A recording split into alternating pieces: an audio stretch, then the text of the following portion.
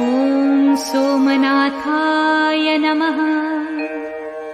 ॐ मल्लिकार्जुनाय नमः। ॐ महाकालेश्वराय नमः। ॐ ओंकारेश्वराय नमः। ॐ वैद्यनाथाय नमः। भीमशंकराय नमः।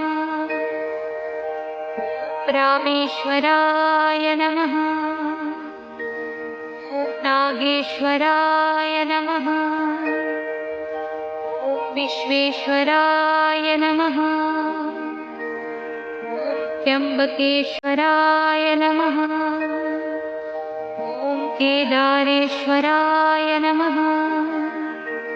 ॐ भस्मेश्वराय नमः।